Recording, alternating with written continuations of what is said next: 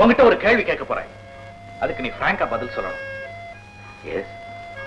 பணத்தை பத்தி நீ என்ன நினைக்கிற? பணம் பிசாசு கையில இருக்க வேண்டிய ஒரு பயங்கரமான ஆயுதம். மறந்து போய் கடவுள் அதை மனுஷன் கையில கொடுத்துட்டான். கரெக்ட். நானும் அதைத்தான் நினைக்கிறேன். அதனால கேஷ் பாக்ஸ் சாவியை சாந்தி கிட்ட கொடு. சார், எல்லா கணக்கு வழக்குகளையும் சாந்தி கிட்ட ஒப்படைச்சிரு. இனிமே சாந்தி தான் கேஷியர், நீ சாதாரண குமாஸ்தன்.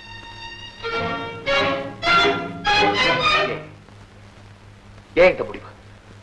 நான் என்ன தப்பு செய்தேன்?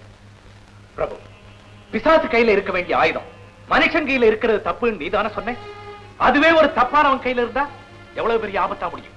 நீ இப்ப இருக்கிற நிலைமையில ரொம்ப பணங்களை டீல் பண்றது அவ்வளவு சரியில்லை. அது கம்பெனிக்கே ஆபத்தா முடியும். அண்ணா, நீ செய்து ரொம்ப அநியாயம். சாந்தி, அப்பா கிட்ட கன்சல்ட் பண்ணி தான் இந்த முடிவுக்கு வந்திருக்கேன். உனக்கு இதெல்லாம் புரியாது. பிரபு, இனிமே இதை பத்தி நான் பேச விரும்பல. You are deep promoter.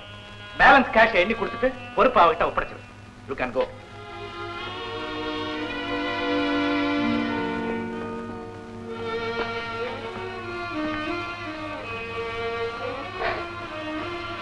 சாந்தி, ஏழுவேன். இதுக்கே இப்படி அழுதினா வாழ்க்கையில வரப்போற மேடு வெள்ளத்தை எப்படி தாங்குவேன்? சொல்றேன்.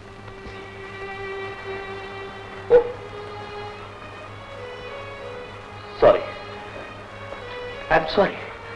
பாத்தியா, மறுபடியும் நான் அந்த நாக்காளியில உட்கார பாக்குறேன். சாந்தி, உனக்கு ஞாபகம் இருக்கா? ஒரு நாள் நீ தவறுதான் அந்த நாக்காளியில உட்கார்ந்துட்டேன். அதை பார்த்து நான் எப்படி துடிச்சு போயிட்டேன். அப்படி ஒரு எண்ணத்தை நான் வளர்த்துக்கிட்டு இருந்தேன். இப்ப அந்த துடிப்பெல்லாம் அடங்கி உடங்கி நானே அந்த நாக்காளியை விட முடியாம வந்துருச்சு.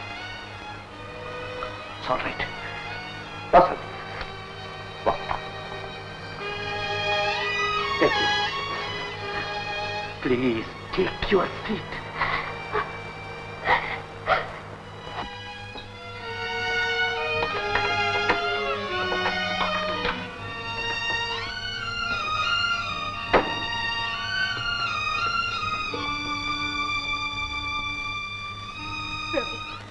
இப்படி ஒரு நிலைமை உங்களுக்கு வரக்கூடாது, வரவே கூடாது.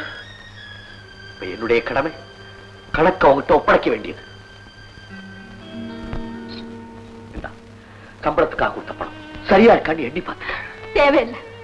உங்களை விட நாணயமானவர் இந்த ஆபீஸ்ல வேற யாருமே இருக்க முடியாது.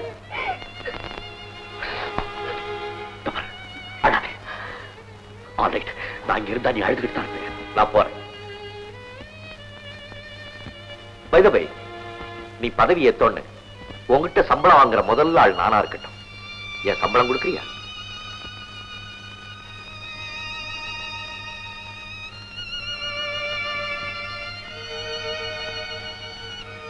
தேங்க்யூ.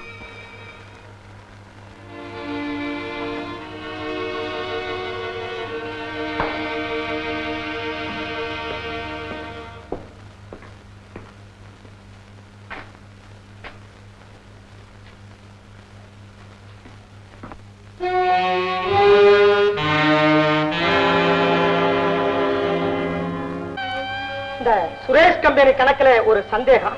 அப்புறம் பாத்துக்கலாம். சரி, அப்புறம் 18, 19, 20 கணக்குப்படி 12,000 இருக்கணும். 2,000 இருக்கு. 10,000.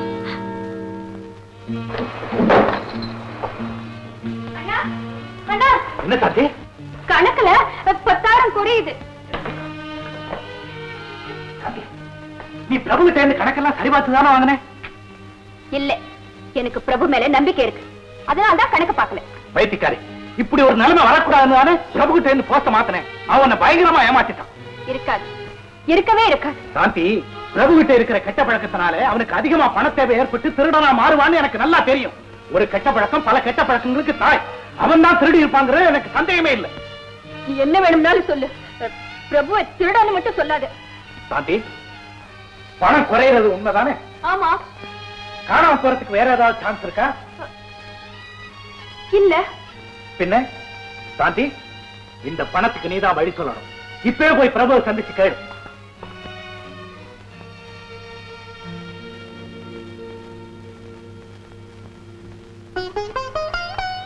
என்னடா பிரபு, இன்னைக்கு எவ்வளவு சீக்கிரம் வந்துட்ட? நாளா வேலையெல்லாம் முடிச்சுக்கிட்டு லேட்டா வீட்டுக்கு வருவேன். இன்னைக்கு ஒரு திருப்பம், சீக்கிரம் சம்பளத்தை வாங்கிட்டு வந்துட்டேன். இத்தனை வருஷமா நான் பட்ட பாட்டுக்கு பலன் என்ன தெரியுமா? என்னடா சொல்றேன், ஒன்றும் இல்லம்மா.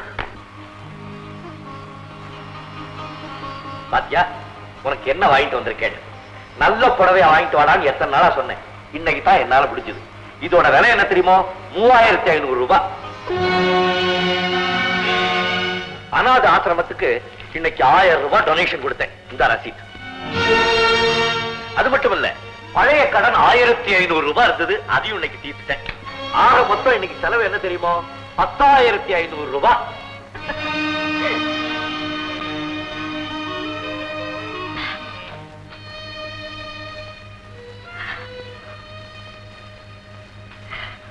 காணாம போன பணத்துக்கு கணக்கு இப்ப நல்லா புரியுது. ஒரு கெட்ட பழக்கம் பல கெட்ட பழக்கங்களுக்கு தாயன்னு அண்ணன் சொன்னது சரியா போச்சு. பிரபு, நீங்க இப்படிப்பட்டவராயிருப்பீங்கன்னு நான் நினைக்கவே இல்லை பிரபு, நான் நினைக்கிறேன்.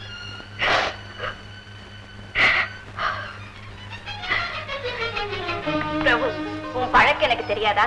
உண்மை சொல்லு, எவ்வளவு செலவு பண்ண? 4 புடவையும் 350 ரூபாய். 10 ரூபாய் டொனேஷன் கொடுத்தேன். 150 ரூபாய் பழைய பாக்கி கொடுத்துட்டேன். பாக்கி சம்பளம். பிரபு, ஆபீஸ்ல உள்ள எல்லாரையும் கூட்டி வச்சு திருட்டு போன பணத்துக்காக உன்னை விசாரிக்க வேண்டிய நிலைமை ஏற்படும் நான் எதிர்பார்க்கவே இல்லை. அந்த பணத்துக்கு மட்டும் நீ சரியான பதில் சொல்ல. நான் எதை வேண்டாலும் சந்திக்க தயாரா இருக்கேன். ஆனா திருட நம்பிக்கை துரோகிங்கிற பட்டத்தை மட்டும் தயவு செஞ்சு என் மேல சுமத்துறாதீங்க. செய்யறதை செஞ்சுபிட்டு ஏன் சார் இப்படி போய் சொல்றீங்க? நேற்றுக்கு ராத்திரி ஜிம்கானா கிளப்ல 3 சீட் ஆடி ஏகப்பட்ட பணத்தை லாஸ் பண்ணாரு. இவ்வளவு பணம் ஏன் சார் உங்களுக்கு? மை காட் சார், எனக்கு சீட்டாடவே தெரியாது. மணி, நான் உனக்கு என்ன பாத்திரம் செஞ்சேன்? ஏன் இவ்வளவு பெரிய கதை தூக்கிய தலையில போடுறேன்? அப்படின்னா நான் போய் சொல்றேன்னு சொல்றீங்களா? நான் 2 கண்ணாலையும் பார்த்ததான் சொல்றேன். ராத்திரி 10 மணிக்கு சீட் ஆட ஆரம்பிச்சவர் பாக்கெட் மணி காலி ஆகிற வரைக்கும் ஆடுனீங்களே, இவ்வளவு பணம் ஏது உங்களுக்கு? சாந்தி, சாந்தி, என் மேல வந்திருக்கிற பழிய பாத்தியா? உனக்கு தான் என்ன நல்லா தெரியும். நீயே சொல்லு, இந்த மாதிரி கேவலமான காரியத்தை நான் செய்வேன்? சொல்லு. அண்ணா, நானே அவரை தனியா விசாரிச்சு முடிவு சொல்லு.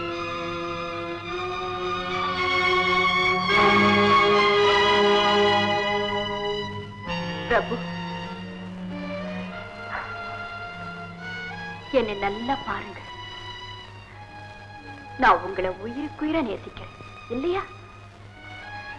கல்யாணத்துக்கு பிறகு மனைவிக்கு தெரியாத ரகசியம் எதுவுமே இருக்கக்கூடாதுன்னு நினைக்கிற ஆண்கள் நீங்களும் ஒருவர் தானே? நிச்சயம். அப்படின்னா என்கிட்ட போய் சொல்ல மாட்டீங்க இல்லையா? உயிர் போனாலும் உங்ககிட்ட போய் சொல்ல மாட்டேன். நீங்க சொல்ல போற பதில்ல தான் நம்முடைய எதிர்காலமே அடங்கி இருக்கு. நீங்க உண்மையை சொன்னா என்னால முடிஞ்சவருக்கு நான் உங்களுக்கு உதவி பண்றேன். சொல்லுங்க, ஆபீஸ்ல இருந்து 10,000 ரூபாய் எடுத்தது நீங்க தானே? சத்தியமா சொல்றேன், எங்க அம்மா மேல ஆணையா சொல்றேன், நான் இந்த பணத்தை எடுக்கவே இல்லை. இதுதான் உங்க முடிவான பதிலா? அண்ணா,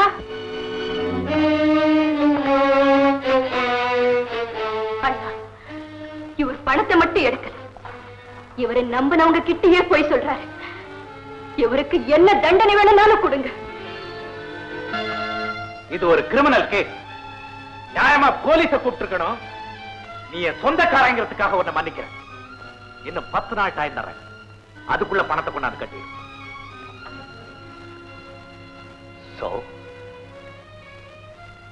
நான் திருடன்.